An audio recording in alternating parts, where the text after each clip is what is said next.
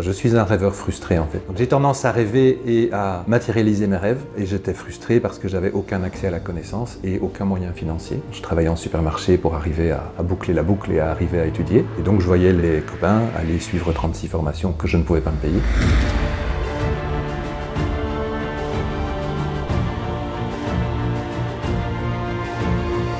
Plutôt que de me dire non, finalement, je vais rester dans mon coin frustré et ne rien donner à personne, je me suis dit, donnons l'exemple. Si quelqu'un me demande quelque chose, je le lui donne. Je veux garder une taille qui me permette de délivrer la qualité sous contrôle, pas de perdre le contrôle qualitatif et la dimension humaine. Donc je veux garder une équipe d'une dizaine d'employés. Vu par certains, le dental metering, c'est une IA qui permet de ne pas voir son patient. Et en fait, c'est l'inverse. On dit toujours qu'il faut être le moins doué dans la pièce où on se retrouve, et moi j'adore me retrouver avec des beaux cerveaux de ce type.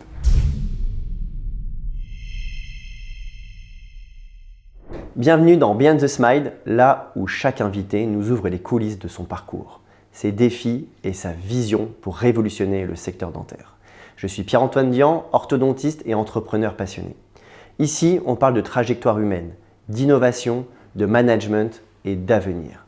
Dans ce format, je pars à la rencontre d'hommes et de femmes inspirants qui osent, innovent et réinventent leur métier. Donc installez-vous confortablement. Aujourd'hui, je suis heureux d'aller à la rencontre d'un praticien exceptionnel. Vous savez, il y a des gens dont le sourire dit tout. Et puis, il y a ceux dont le sourire cache une conviction profonde.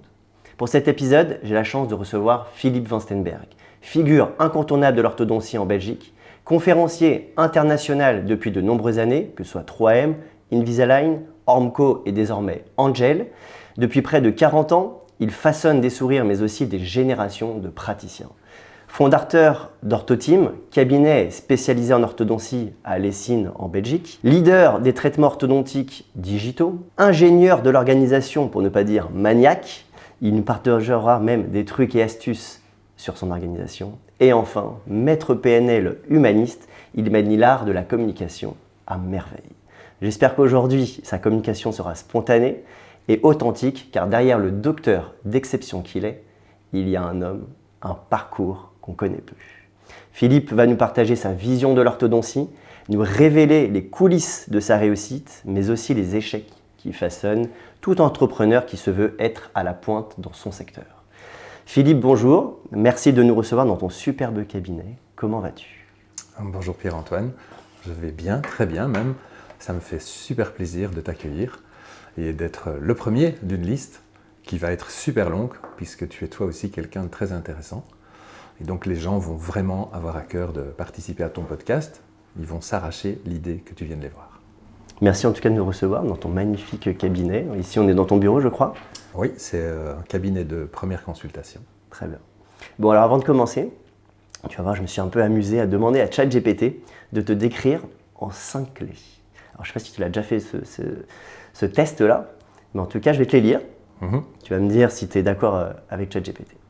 Alors, quand je lui ai posé la question, il m'a dit « Philippe Van Steenberg, orthodontiste expérimenté, avec une pratique stable et cohérente. » Ensuite, deuxième point, il me dit « Décision clinique basée sur des arguments, pas sur les tendances. » Il a l'air d'être bien au courant. « Respecté par ses pairs pour sa rigueur et sa constance. » Regard critique mais ouvert sur les nouvelles pratiques et outils. Et enfin, il dit une capacité à anticiper l'évolution de la profession et à orienter ses choix avec plusieurs coups d'avance. Waouh. C'est fou, hein ? Ah, ça fait plaisir. C'est fou. Est-ce que tu te reconnais là-dedans ? Ah, c'est le bon côté. C'est le côté pile. Est-ce que tu as demandé à Chat de trouver tous mes défauts ? Non, mais en tout cas, c'est ce qui ressort. Et c'est véridique, hein ? C'est véridique. Donc, hyper intéressant. Bon, moi, ce qui m'intéresse surtout, et je pense qu'il intéresse aussi tous ceux qui nous écoutent aujourd'hui, c'est forcément de connaître ton parcours, un parcours extraordinaire. Et moi, je voulais savoir, qu'est-ce qui t'a donné vraiment envie de te lancer dans l'orthodontie et de devenir aujourd'hui la personne que tu es ? En tant qu'étudiant, jeune étudiant secondaire, j'étais très attiré par l'informatique et puis j'étais très attiré par les disciplines médicales et aussi par les disciplines artistiques. Et impossible de se décider entre les trois. J'ai été à la fac voir comment ça se passait et j'ai opté pour la dentisterie parce qu'il y avait un côté ingénieur qui me manquait dans la médecine en général et j'avais le sens que je pourrais faire quelque chose de beau le beau n'étant pas pour moi une priorité, mais à la fin, ça doit être beau. C'est un de mes filtres. Et je pense qu'en orthodontie, on peut ajouter une relation humaine et on est un peu les pédiatres du domaine dentaire.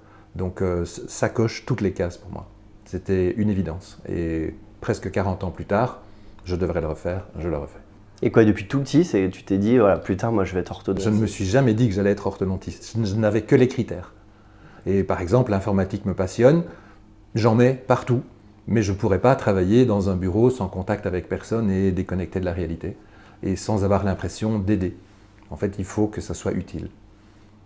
On y reviendra après sur ton côté vraiment poussé sur la technologie, des choses comme ça, parce que c'est hyper intéressant. Aujourd'hui, je l'ai dit dans ta présentation, tu es l'un des pionniers en termes de technologie. Tu nous parleras un petit peu de ton organisation aussi, qui t'aide beaucoup pour structurer. Mais hyper intéressant. Et c'est vrai que tu as aussi un parcours incroyable en tant que conférencier. On te connaît comme praticien, mais aussi en tant que conférencier. Raconte-nous comment tu es arrivé à là aujourd'hui, à parcourir le monde aujourd'hui, parce que tu es un conférencier international, pour transmettre tout ton savoir. Comment ça t'est arrivé? Est-ce que c'est une opportunité où on t'a dit, est-ce que tu veux devenir conférencier? Est-ce que c'est quelque chose en toi que tu avais envie, ou comment ça s'est passé?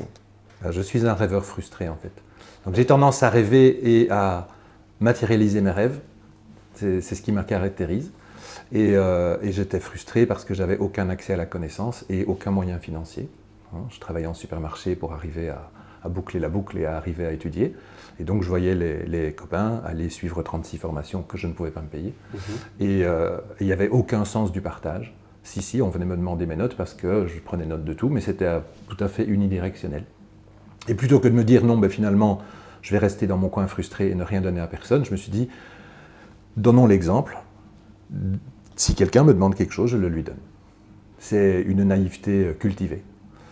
Et donc, je me suis mis à prendre le lead sur organisation de stage. Quand j'étais en stage, on a organisé des studies pour toute la profession. C'était à Erasme à l'époque et les gens venaient le midi suivre des formations. Naturellement, ça s'est fait de cette manière-là, jusqu'à ce qu'on vienne me demander de faire un petit cours à la fac et puis participer dans une société scientifique, puis une firme te demande de participer à des essais cliniques, et subitement une autre dimension s'ouvre, tu te dis, tiens, je peux voir des choses qui n'existent pas encore, je peux les tester, je peux essayer d'apporter une plus-value, et ça s'est fait avec 3M, qui l'organisait très très bien, et puis on s'est mis à faire des cours avec 3M. Tu as commencé avec 3M? J'ai commencé avec 3M, avec le Forsus qui débutait, on faisait des tests cliniques sur le Forsus, et les gens connaissent le Forsus qui fonctionne bien, mais à l'époque ils cherchaient. Et ils étaient hyper réactifs, ce sont des gens vraiment très très sérieux. En fait, j'ai gardé un excellent souvenir d'à peu près toutes les firmes. Et donc ce qui me caractérise, c'est que j'ai tendance à ne pas dire du mal, parce que je ne pense pas du mal d'aucune des firmes dans lesquelles je suis passé. C'est ça, parce que tu as une super expérience, tu es passé par 3M, Invisalign. Je n'ai pas été conférencier Invisalign, j'aurais pu. Ouais. Lorsqu'ils m'ont sollicité, j'étais déjà depuis une dizaine d'années conférencier Demon. Et ils ne le savaient pas, mais Spark était dans les tuyaux, et moi je le savais. Et donc, je leur ai dit honnêtement, je ne peux pas, j'ai un engagement. En fait, un certain nombre de voies se sont fermées parce que c'était impossible sur le plan des valeurs. Si je me suis engagé, je ne vais pas faire marche arrière. J'ai eu la même démarche avec Angel. Je connaissais le produit tout en étant conférencier chez Spark, mais j'étais engagé pour OrthoUp. Et donc, j'ai été jusqu'au bout de mes engagements. Je n'ai pas rompu le moindre contrat, j'ai juste pas re-signé. Et voilà. Belle valeur aussi à ce niveau-là. Et justement, ça me fait faire toute la transition. Je vais te poser une question que beaucoup de monde se pose. C'est pourquoi avoir quitté justement cette société Ormco, alors que ça faisait 18 ans que tu étais là-bas. Qu'est-ce qui s'est passé? Est-ce que tu avais envie d'un renouveau? Comment c'est, voilà. C'était quelque chose qui m'a profondément perturbé. Les gens voient la façade et les certitudes, mais ce n'est pas vrai. Et donc, j'ai mis à peu près 6 mois à me décider. J'ai fait des tableaux comparatifs très objectifs et le très objectif ne suffit pas. Donc, j'ai demandé à une coach et on a essayé d'y voir clair. Et en fait, j'étais partagé parce que j'aime les gens des deux côtés. La technologie est remarquable des deux côtés et ce qui a fait pencher la balance, c'est ma possibilité d'impacter la suite. J'ai eu l'occasion de travailler avec les services scientifiques de différentes firmes, mais la manière dont c'est organisé du côté Angel dépasse franchement l'efficience qu'on peut trouver ailleurs. Donc on est impliqué dans des tas de développements, on fait des feedbacks très très rapides et on se réunit de plusieurs fois pendant l'année, des week-ends complets avec les équipes de développement, on se déplace à l'usine. Enfin, c'est, je pense, la première compagnie où les orthodontistes font une différence sur le produit. Vraiment. Pas un orthodontiste, des groupes d'orthodontistes. Alors justement, tu parles d'un board scientifique, donc ça veut dire qu'aujourd'hui, tu as un impact même sur le développement de certains produits de chez Angel alors? En fait, ils ont structuré en mettant un board scientifique constitué de gens qui ont écrit multitude d'articles ou des livres, et qui, eux, travaillent sur des articles. Et puis, il y a un board clinique, dont moi je fais partie, dans lequel nous sommes 10, ni plus ni moins que 10. Et effectivement, on nous challenge en nous demandant des tas de choses sur des futurs produits, en nous demandant du feedback, en nous demandant d'essayer. Et c'est vraiment très très bien fait. Et on dit toujours qu'il faut être le moins doué dans la pièce où on se retrouve. Et moi, j'adore me retrouver avec des beaux cerveaux de ce type. C'est remarquable. C'est sûr, il y a une phrase qui dit qu'on est la moyenne des 5 personnes qui nous entourent. Je pense que c'est... La moyenne s'élève, c'est trop bien. Exactement. Mais du coup, tu vas me dire si je me trompe, mais c'est vrai que j'ai l'impression que tu ne cherches pas juste à avoir la lumière sur un podium, à faire une conférence, mais plutôt d'essayer d'avoir un impact sur l'évolution d'un produit, sur voilà, l'évolution en fait, du secteur qu'est l'orthodontie. Oui, la lumière ne m'intéresse pas du tout en fait. J'ai arrêté d'avoir un ego il y a bien longtemps. Parce qu'on est dans un milieu quand même où l'ego est quand même parfois... Oui, mais je respecte, chacun sa carte du monde. Et il m'est arrivé de collaborer avec des gens qui avaient beaucoup plus d'ego et que certains me disent « Ah, mais c'est déséquilibré » et personnellement, ça me convient très bien. Je ne suis pas le garçon jaloux, je veux juste être utile. Et d'ailleurs, que ce soit chez 3M, Invisalign, Amco, bon, que sais-je, et maintenant Angel, tu as vu passer de nombreux conférenciers, parce qu'on a dit que tu as une super carrière, plus ou moins expérimentée. Qu'est-ce qui fait aujourd'hui qu'on arrive en tant que conférencier à sortir du lot et surtout à perdurer comme tu le fais en tant que conférencier? Qu'est-ce qui fait qu'aujourd'hui, même plusieurs années après, tu es toujours présent en tant que conférencier? Qu'est-ce qui fait la différence, tu penses? À l'heure actuelle, la mode des conférenciers a fort changé. Le côté accroche, le côté réseaux sociaux, le côté je travaille sur l'empathie, le storytelling, toutes ces choses n'existaient pas dans le passé. Avant, on était dans de la science pure et dure et c'était pas sexy. Et je pense que je suis quelque part au milieu. Depuis plus d'une quinzaine d'années, je cherche vraiment la dimension humaine dans notre métier. Je leur parle des équipes, je leur parle du vécu du patient. Il faut savoir que j'étais beaucoup le patient en orthodontie et ça change ma vision de ce qu'on fait aux gens. Et d'un autre côté, j'ai tendance à avoir besoin de clarifier. Et donc ce que me racontent les gens qui viennent me voir à répétition, c'est toujours aussi clair. Il y a un début, il y a les questions, il y a des réponses, je rentre chez moi, je peux l'implémenter. En fait, je suis le fils d'un ingénieur technicien et pas d'ingénieur civil. Donc le côté fumeux m'amuse intellectuellement, voilà, une belle théorie, mais ça reste une belle théorie. Si ce n'est pas applicable, passons notre chemin. Donc moi, ce qui m'intéresse, c'est je rentre au cabinet, j'en fais un truc. Ouais, c'est ça. Mais c'est vrai, tu es quelqu'un qui est très structuré, même ceux qui te connaissent de peu ou de très loin, on voit une personne très structurée. Et d'ailleurs, on va venir un petit peu sur l'organisation maintenant de ton cabinet. On a parlé de ton parcours en tant que conférencier. Comment tu es passé de ton premier cabinet à la structure telle qu'elle est aujourd'hui? Après, tu nous feras un parcours de ton cabinet qu'on connaît aujourd'hui, avec Orthoteam, avec une équipe de à peu près une quinzaine de personnes. Comment tu as réussi à structurer tout ça? Mais tout au début, j'ai ouvert ce cabinet avec ma première épouse, qui était la maman de mes enfants, qui était dentiste. Et donc elle travaillait toute la semaine, et moi je travaillais 2 heures dans ce cabinet pendant ma formation d'ortho, puisqu'à l'époque on n'était pas plein temps, on faisait 5 ans et on devait gagner notre vie, puisque c'était non rémunéré. Donc je travaillais à plusieurs endroits, dont 2 heures chez moi. Ça a commencé comme ça. Et puis le cabinet s'est développé, on a sans cesse fait des travaux dans cette petite maison, sur cette petite place. Et donc il s'est développé et on s'est retrouvé à 3 dentistes, 2 chirurgiens, 3 orthodontistes, le tout avec des temps partiels. Et à un moment donné, on a viré et on est passé sur un cabinet full ortho. Okay. Avec de nouveau des temps partiels, jusqu'à 7 personnes en même temps. Et maintenant, pendant tout un temps, on était 4, maintenant nous sommes 5. Il y a une difficulté par rapport... 5 praticiens. 5 praticiens. Il y a une difficulté, c'est d'essayer d'avoir des praticiens qui fassent suffisamment de temps pour avoir une cohérence clinique. Donc plus que 5, je ne pense pas que ce soit une bonne idée. Mais 5 praticiens, c'est bien. Et c'est toujours plusieurs praticiens, d'où le nom Orthoteam. Orthoteam veut dire qu'on est plusieurs praticiens, que les patients le savent. Ils ne s'étonnent jamais qu'on se retrouve à 2 praticiens autour d'eux. C'est le principe. Il y a un truc où deux cerveaux seraient mieux, on s'appelle les uns les autres, on y est, on l'a souvent préparé, mais pas toujours.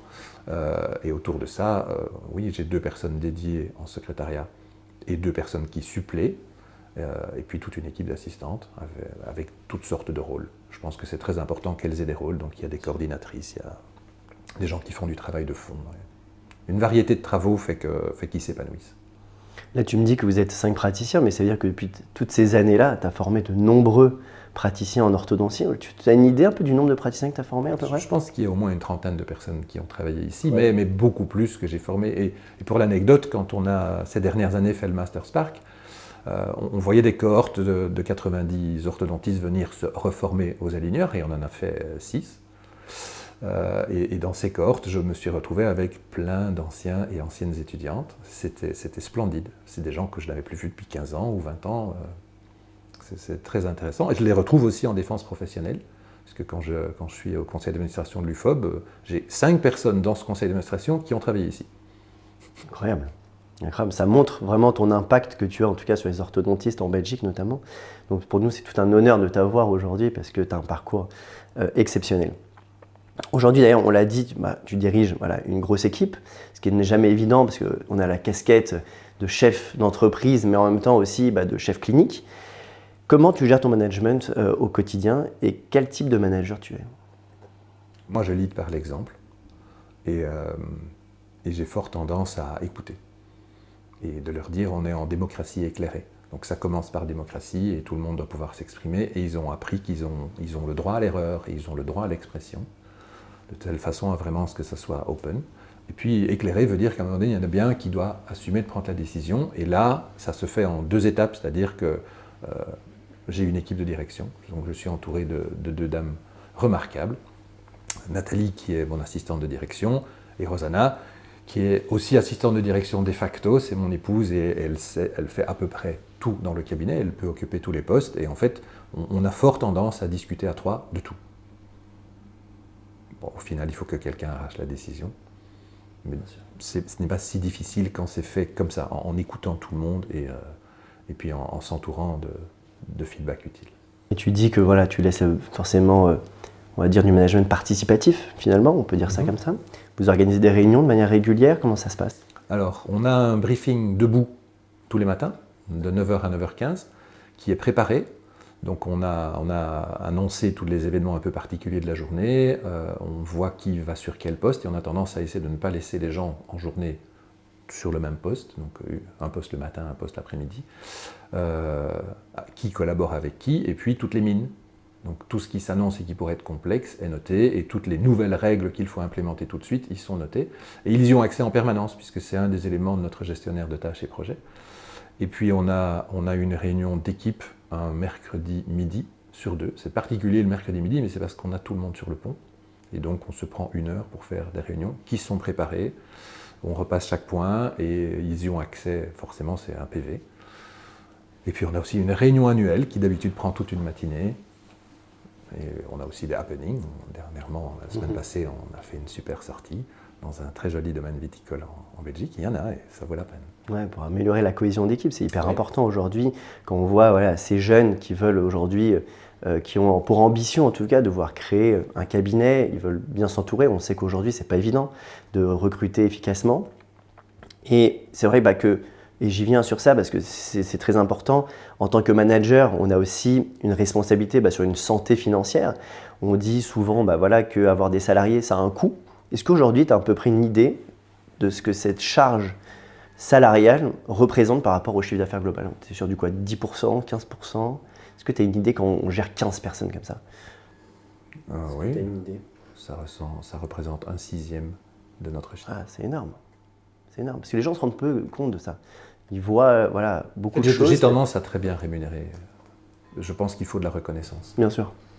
Et puisque chaque année on fait des interviews avec nos collègues, quand subitement ils ont envie de se challenger et qu'on fait une entente sur un challenge qui débouche sur un plan de formation, et puis des nouvelles compétences, et puis des nouvelles responsabilités, par définition, leur fiche de poste ayant évolué, leur salaire évolue. Donc oui, c'est un endroit où on paye bien. Ça, c'est hyper important, je pense, pour valoriser aussi ce secteur-là, qui parfois, là, quand on a beaucoup, je pense, d'assistants qui tournent, voilà, qui ne restent pas, parce qu'elle manque peut-être aussi de considération. Alors, il n'y a pas que le financier, bien sûr, mais je pense que c'est important dans une équipe aussi d'avoir cette sorte de cohésion. Voilà. Tu viens de dire que vous faites des événements un petit peu, team building, tout ça, c'est hyper intéressant. Alors ici, tout à l'heure, on va voir un petit peu ton cabinet, très optimisé. Est-ce qu'à un moment donné, tu aurais pu aussi te dire, voilà, je vais agrandir, je vais faire plein de fauteuils, ou est-ce que c'est quelque chose que, au contraire, tu voulais garder une structure familiale, optimisée, comme j'ai dit, tu vas nous montrer un petit peu après tes espaces de travail, mais voilà, est-ce que tu as pensé à ça? Tu as pu voir et tu constates que ce n'est pas un cabinet dentaire, donc ça pourrait être un centre d'esthétique, ça pourrait être une zone zen, c'est un peu tout ça, mais avant tout c'est un lieu de soins, mais dans lequel je veux que les gens se sentent très très bien. Et donc, je ne cherche pas du tout à optimiser les volumes. Par exemple, cette pièce pourrait faire 2 fauteuils, mais il n'y en a qu'un. Et chaque maison, de part et d'autre, est disponible et depuis un certain temps. Et donc, tout le monde s'est dit, il va tripler sa surface, il peut le faire, les listes d'attente sont là. Liste d'attente depuis toujours 6 mois. Pourquoi ? Parce qu'on n'ouvre que 6 mois, sinon ce serait 1 an. Et en Flandre, 2 ans, et c'est juste à côté. Mais pour moi, ça n'a aucun intérêt. En fait, je veux garder une taille qui me permette de délivrer de la qualité sous contrôle. Pas de perdre le contrôle qualitatif et la dimension humaine. Donc je veux garder une équipe d'une dizaine d'employés, pas plus. Mais ça, c'est tout à fait un choix personnel. Mais c'est vrai qu'avec le même budget, il y aurait eu tout à fait moyen de faire un truc low cost qui soit 3 fois aussi grand. Bien sûr. Sans âme et sans contrôle de qualité. Et pourquoi pas ? Je ne suis pas dans le jugement. Mais ce n'est pas ma carte du monde, je ne m'y retrouve pas. Or, on passe un temps tellement considérable dans nos cabinets que si c'est pour faire ça, autant aller à l'usine. C'est vrai que c'est souvent difficile de concilier l'excellence clinique avec du volume.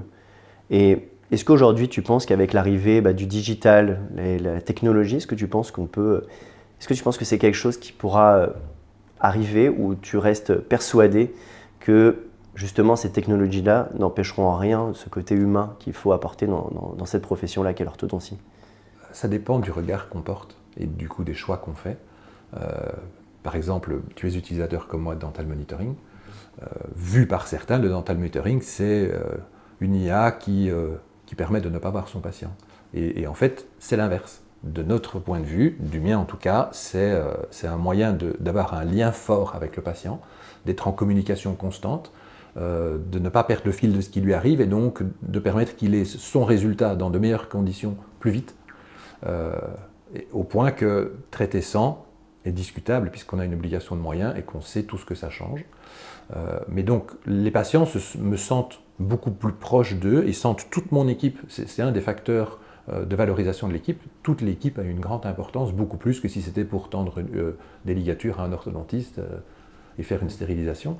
Et donc le digital intelligent, le digital utile, permet vraiment d'avoir un plus pour le patient, tout en permettant au cabinet de faire face au challenge actuel. Le challenge actuel, c'est on ne peut pas augmenter nos honoraires parce que ce n'est pas possible pour les patients, mais on ne peut pas ne pas augmenter nos honoraires parce que les firmes nous augmentent constamment tout ce qu'ils nous facturent.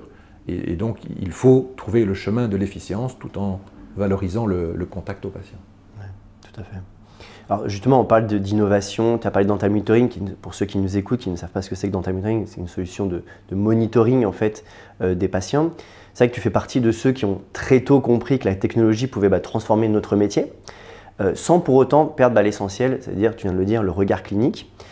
Tu as été un early adopter sur pas mal de technologies, parfois avant tout le monde.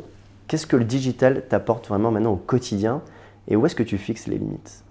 Alors, le digital dans cette structure et dans ma façon d'approcher les choses est juste incontournable. Je ne peux pas faire sans.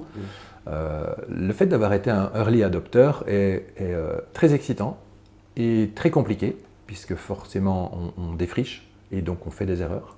Et plus tôt on les fait et mieux on se porte. Et donc ça c'est une philosophie qu'un chef de produit chez Oromcom avait expliqué en disant dans les facs américains, on t'apprend à te planter le plus vite possible, sinon tu as perdu beaucoup de temps avant d'avoir réalisé que tu étais sur la mauvaise voie. Eh bien, j'étais un champion. Je me suis planté un bon paquet de fois, ce qui m'a permis de trouver des choses qui fonctionnent. Et c'est vrai que les gens qui passent après profitent de ce qu'on a défriché pour eux. Et il faut faire attention quand on est défricheur aux équipes, parce que c'est exactement ce qui arrive avec n'importe quel orthodontiste qui revient au cabinet un lundi après avoir suivi un cours le week-end.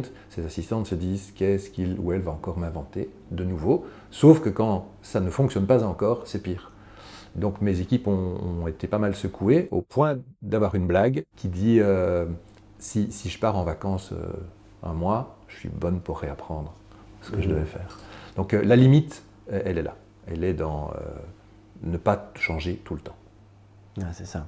C'est ça, parce que c'est vrai que c'est difficile pour les équipes, notamment, voilà, comme tu dis, tu testes avant tout le monde, donc forcément, parfois, c'est des technologies qui ne sont pas encore abouties. Hein, et c'est vrai que pour ton équipe, ça peut être déroutant et parfois aussi même frustrant. Comment aujourd'hui, quand on a vraiment le sentiment que cet nouvel outil va être efficace pour ton cabinet, mais que tu as une équipe qui, de l'autre côté, est un peu dubitatif. Comment tu arrives à les garder avec toi et dire « Vous inquiétez pas, là on passe une période difficile, mais vous allez voir d'ici 1 an ou 2, ça sera extraordinaire. Ouais. C'est la question de l'incubateur ou pas. Est-ce que je les mets dans l'incubateur ou est-ce que c'est moi tout seul dans l'incubateur?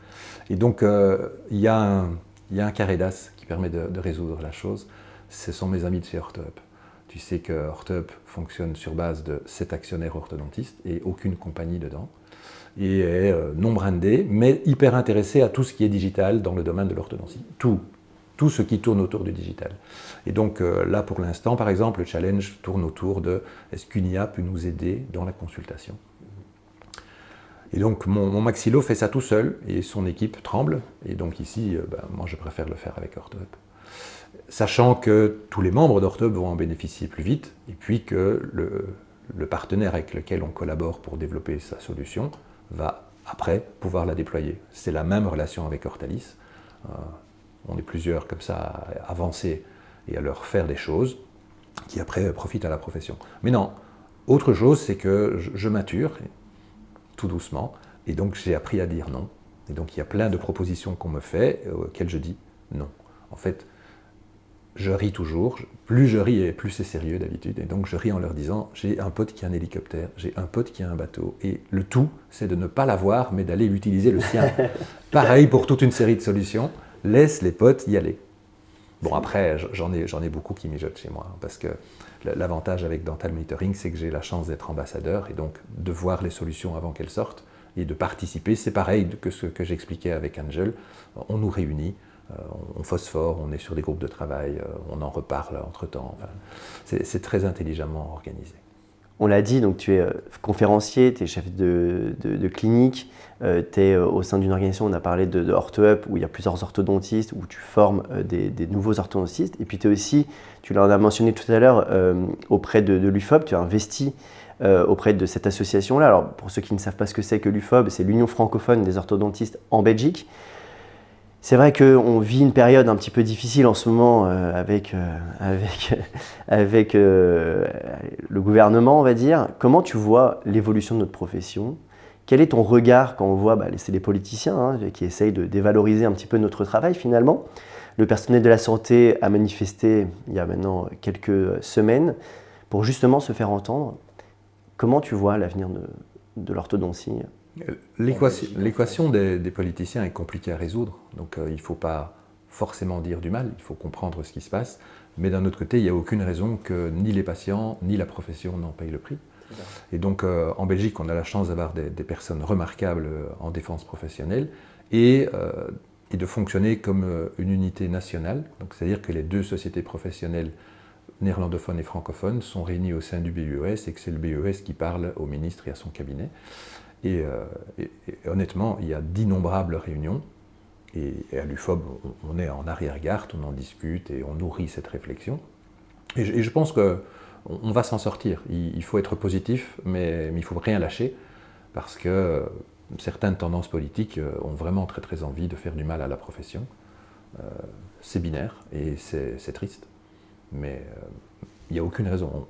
On a la capacité de trouver un équilibre, un win-win, pour que quelque part, ça ne coûte pas plus cher à l'État qui n'en a pas les moyens, mais qu'au même temps, on défende les patients qui en ont besoin et la profession qui n'a aucune raison d'être malmenée parce que cette profession est pleine de gens passionnés qui travaillent bien plus que 38 heures, qui travaillent d'habitude 50 ou 60 heures semaine.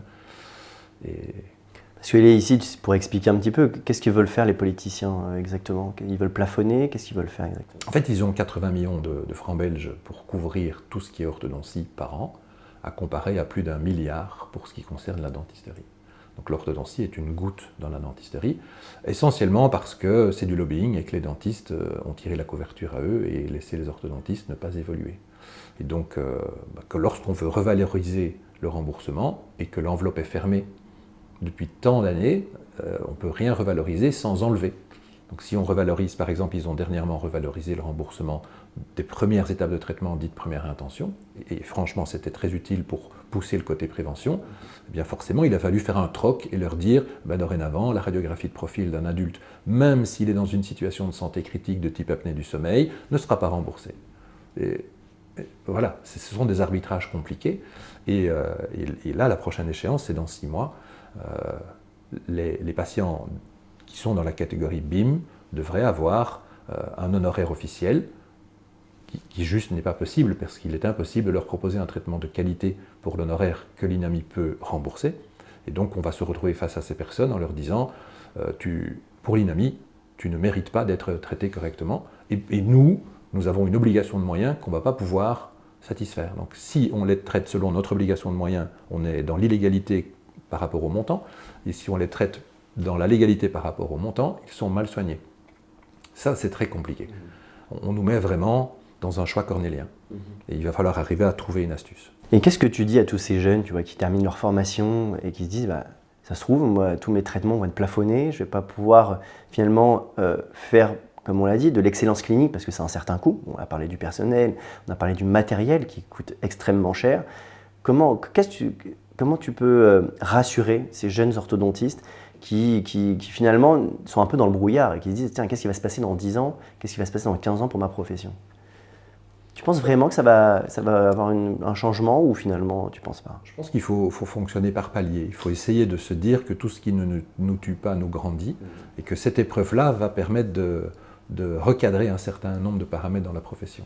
S'il y a des paramètres de qualité qui doivent être atteints, s'il y a des paramètres de mesure, si, comme en Autriche, le remboursement va seulement aux gens qui en ont vraiment très, très fort besoin et pas aux autres, ok, il y a une forme d'équité et ceux qui viennent pour une toute petite pathologie, eh bien, sont plus faciles à soigner et donc auront un montant plus petit et donc quelque part c'est faisable et ça nous mettra à égalité pour ceux-là avec l'Espagne qui n'a 0 remboursement.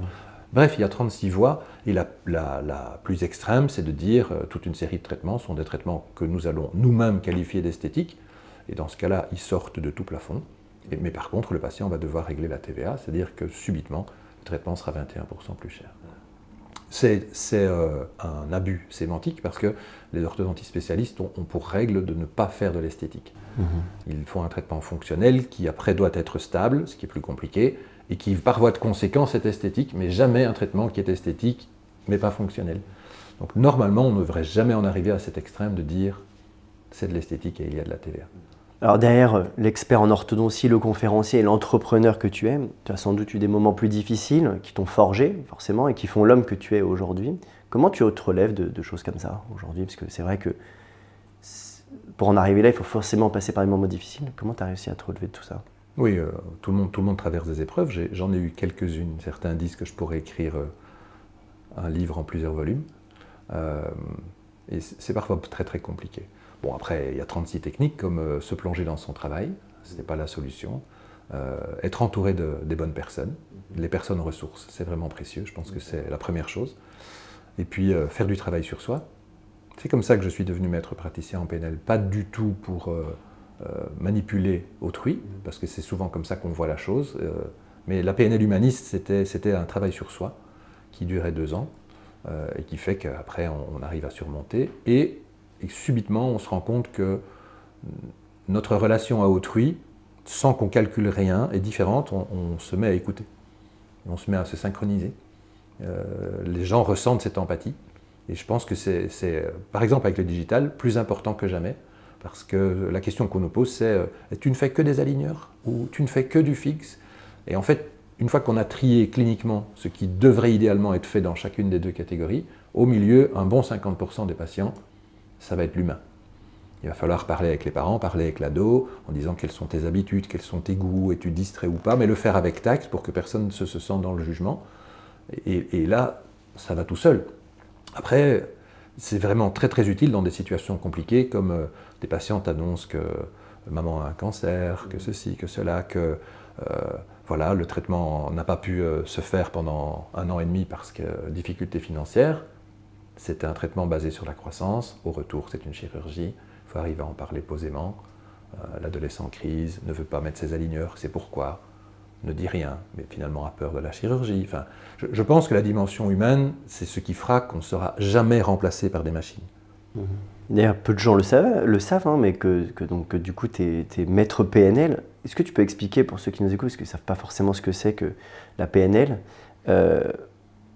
tu viens de dire que ça t'a servi dans des moments plus difficiles de ta vie, tu t'en sers forcément au quotidien aussi. Qu'est-ce que ça t'apporte? Est-ce que ça t'aide aussi dans la relation avec ton équipe? Oui. En fait, la PNL, c'est un parcours où on apprend le truc le plus caricatural, c'est on apprend à regarder où l'autre regarde, quelles sont ses mimiques, son langage corporel, quel est son phrasé, est-ce qu'il dit tu, bref, c'est la super base. Mais c'est vraiment très très évolué, très très subtil. Et en tant que patient, puisque j'étais moi le patient dans cette histoire, ça m'a au fur et à mesure aidé. Et puis au bout d'1 an, tu es praticien, au bout de 2 ans, tu es maître praticien et tu dois faire une 3e année pour être coach. Et tout le monde m'a dit, bah, tu vas devenir coach. Et en fait, non, j'allais bien. Et je n'étais pas du tout investi dans l'idée que j'allais le faire pour faire quelque chose envers mes patients. Mais ça m'a changé. Et lorsque 10 ans après, tu relis ton cours, tu te dis, mais ça, je le fais, ah ben ça aussi, tiens. Mise en pratique. Mise en pratique, mais tout à fait inconsciente. Alors on dit souvent que derrière un grand homme, il y a toujours une grande femme. Alors je parle bien sûr de Rosanna. Tu travailles avec elle, c'est ton assistante, ta femme, ta meilleure amie. Qu'est-ce qu'elle te représente pour toi aujourd'hui? Rosanna, c'est difficile à qualifier. Parce qu'effectivement, tu l'as dit, elle a toutes les casquettes. Et ça fait plus de 20 ans qu'on travaille ensemble, et pour certains, travailler ensemble avec son épouse ou son mari, ça paraît pas possible. Ou alors, quand on se retrouve à la maison, on n'a plus rien à se dire. Ce n'est pas vrai, même si on sait tous bien que la vie, c'est des hauts et des bas, et que donc, il y a des moments où on doit vraiment se soutenir. Donc, quand Rosanna ne va pas bien, je la soutiens. Quand je ne vais pas bien, elle me soutient. Je pense que, du coup, en privé comme en professionnel, c'est parfait. Elle a aussi un autre regard et une autre relation. Donc, je ne dirigerais pas ce cabinet comme je le fais si elle n'était pas présente. Et je pense que c'est une relation très, très, très, très enrichissante des deux côtés. On évolue de concert. Et cet équilibre, justement, tu en as parlé. Est-ce que c'est quelque chose que vous arrivez à maintenir, vie privée, vie pro? Comment vous faites arriver à faire la part des choses? En fait, T'arrives à couper le soir? Je te donne une anecdote. On cherchait une résidence secondaire, on l'a trouvée au final plus vite que prévu, et puis on s'est dit tous les deux, on n'y sera jamais, parce qu'en fait, trop de sollicitations. Donc je pense que c'est la technique des gros galets. Hein, il y a une démonstration comme ça avec un bocal et des galets de toutes les tailles, donc les gros galets, c'est nous. Donc la première technique, c'était au début de l'année, prendre un grand calendrier et mettre tous les moments qu'on bloque parce que c'est nous. Et ensuite, répondre très honnêtement aux sollicitations en disant « je suis disponible ou pas », sachant que si « nous » est déjà noté, je ne suis pas disponible. Ça, c'est le genre de choses qu'il faut absolument faire. Et pareil, au quotidien, se mettre des moments, le sport, le ci, le là, les amis, le resto, etc. Et puis ça, c'est le côté positif de l'explication. Et elle marche très bien, jusqu'au moment où on se fait dépasser, parce que les sollicitations vont sur plus d'1 an. Donc là, par exemple, j'ai des dates qui sont bloquées pour 2027. Et alors on s'arrête et on se dit, on s'est fait avoir. Et donc il faut le faire à plus longue échéance et il faut le refaire plus régulièrement. Et oui, en fait, il faut se mettre en mode protection du couple et protection de soi. Les deux. Parce que pas moyen de s'occuper des autres si on ne s'occupe pas de soi. J'ai très très souvent choisi de passer en dernier. de compenser. On sait tous comment ça fonctionne. On va donner encore un petit coup de rein, il y a quelqu'un d'absent, on va encore faire ça en plus, j'ai promis, je vais faire plaisir. Et à un moment donné, on est à bout. Et donc voilà, il faut prendre du recul et se dire non, on repasse en mode protection. C'est un travail qui n'a pas de fin. Parce qu'à chaque fois, on dit oui, on l'a fait vraiment très honnêtement, et puis à chaque fois, les sollicitations viennent nous dépasser, et voilà, protection. Donc je pense que l'épouse, bon, dans mon cas Rosanna, doit à un moment donné, avec beaucoup de gentillesse, dire là, on est occupé à se faire avoir. Ah oui, réagissons. Alors comme tu le dis, c'est vrai que tu es souvent sollicité, tu viens de dire que tu as un agenda, même avec déjà des premières dates pour 2027. À quel moment tu vas te dire, je vais diminuer, je vais prendre du temps pour moi? Quand on voit ta carrière, tu ne te dis pas à un moment donné, tiens, maintenant je peux souffler, tu es structuré, tu as un cabinet qui tourne. Est-ce que tu penses qu'aujourd'hui, il est toujours dépendant de toi? Beaucoup moins. En fait, j'ai énormément travaillé pour qu'il soit beaucoup moins dépendant de moi. Et donc, à l'heure actuelle, je te fais encore 3 jours et demi clinique. J'ai mon temps scientifique, donc tous les vendredis, et puis je me balade à chaque fois que je dois aller donner un cours. Et puis, il y a beaucoup de temps pour monter les cours, ce qui fait que parfois, c'est samedi et dimanche inclus, on est d'accord, c'est trop. Donc, je suis dans une prochaine vague de protection. Et mon challenge maintenant, c'est de trouver des gens qui vont reprendre le cabinet, d'une manière ou d'une autre. Moi, je pense que quelqu'un qui a envie de s'investir se trouverait très très bien là, en prenant progressivement le rôle de « je suis orthodontiste », je me forme et puis je deviens chef de clinique, et puis Philippe est toujours là, ce qui est toujours rassurant. Et puis, qui sait, dans 5, dans 6 ans, Philippe diminue, Philippe fait autre chose. Justement, en parlant de ça, c'est vrai que tu formes, tu transmets, tu vois passer toute génération de praticiens depuis 40 ans, on l'a dit. Quand tu regardes ton parcours, quelle erreur aurais-tu voulu éviter? S'il y en a une. Oui, il y a des erreurs. J'ai eu une première équipe qui fonctionnait bien, mais où il y a eu des tensions financières. C'est-à-dire que un praticien ne savait pas se faire honorer, et un praticien tirait la couverture à soi. Ce qui m'a poussé à passer dans une approche de pool que j'ai développée à l'hôpital et que j'ai développée en privé. Donc ça, c'était une erreur, et je l'ai corrigée. Elle m'a coûté la relation avec un de ces orthodontistes, et c'est dommage. D'autres erreurs, je ne sais pas si ce sont des erreurs, le problème, c'est la technique du pic-assiette. Beaucoup de gens sont passés et ont dit qu'ils allaient rester entre 3 et 5 ans, et sont partis au bout d'1 an ou de 2. Ça n'empêche pas de rester en bons termes, mais le staff et les patients vivent ça très très mal, sans parler de moi, parce qu'on a chaque fois la sensation de s'être investi pour rien. Voilà. Mais je ne sais pas s'il y a une solution. Ouais. C'est vrai que ça, c'est la difficulté de la plupart dans ce secteur-là. C'est vrai que c'est difficile de recruter. Déjà, ils sont peu nombreux. Et puis, souvent, soit ils ouvrent leur propre cabinet, soit, voilà. Donc, c'est difficile, en effet, de recruter, de les garder avec soi. Il faut arriver, en effet, je pense, à les intégrer d'une manière ou d'une autre au sein de la structure, même peut-être dans le capital du cabinet, pour qu'ils se sentent réellement investis. Donc, c'est vrai que... Mais à côté de ça, j'ai des praticiens qui sont restés 10 ans, 15 ans. Donc, c'est tout à fait possible. Ouais. Et si tu avais 25 ans aujourd'hui, tu sortais de la fac, jeune orthodontiste, et que tu devais tout recommencer, tu repartirais comment? Tu construirais ton cabinet différemment? Oui. Je pense déjà que j'essaierais de m'associer dès le départ. On est beaucoup mieux quand on n'est pas tout seul. Donc, toute la période où tu dois inventer tout, et en fonction des renseignements dont tu disposes et du réseau dont tu disposes, moi pas beaucoup, pas de frères, pas de sœurs, pas d'oncles, pas de tantes, j'ai un réseau très très néant. Donc, mes parents pas du tout dans la profession, donc se mettre à côté de gens qui savent, à la fois au niveau de mon métier et puis surtout des gestionnaires. On ne nous apprend pas du tout la gestion, et donc on a 0 conseil, et donc on se rend compte au final qu'on a brûlé nos cartouches pour rien. On a fait des tas de choses qu'on aurait pu faire différemment, de façon par exemple à se retrouver avec un patrimoine, mais on n'a pas de conseil en la matière.